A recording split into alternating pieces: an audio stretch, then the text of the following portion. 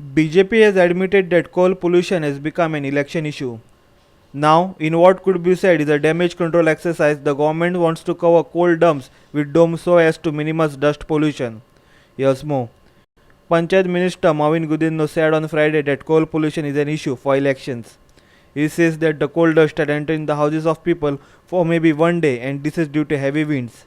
He claims that roadside dust is also creating problems in the vicinity and it is misunderstood as coal dust. लोक स्वतः Coal खाता तो ते बंद जावपा जाय इश्यू आसा आणि तसे सरकारान योग वेळार योग एक्शनूय घेयला गरज पडल्यार जेन्ना लास्ट टाइम एक्चुअली ते जाले चड वारो येयलो तेन्ना कितें केलें आमी पोल्युशन कंट्रोल बोर्ड स्टॉप केले कोल एक्टिविटी पण हांव सजेस्ट करपी आणि आमचो सरकार प्रयत्न करतलो इलेक्शन जाले उपरांत बाकीचे जायगळ हांवें पळयला dome like structure everything is inside.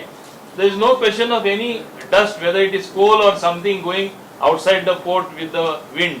So, वारो सुद्धा कितलो झालो जाल्यार pollution जावपाना.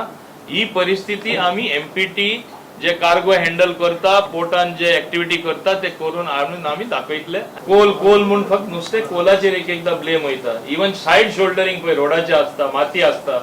नवे PWD मिनिस्टर हांव सांगतलो कित्याक ही नवीन एक दिशा दी गोंयान साइडीन कितें फुटपाथ वा चेकट टायल वा कितें घालून धुल्लो येना गाडी एकदा रस्त्या भायर वयता भायर गेली धुल्लो उपपा जायना आनी तेन्ना पोल्युशन खूब कमी जातले.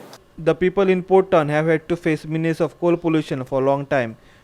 The coal dust has settled on the trees and even in the houses of locals. There have been lot of protests from locals but issue is still not sorted out. Our reporter Samip Narvekar with video journalist Viraj Kamath from Panaji.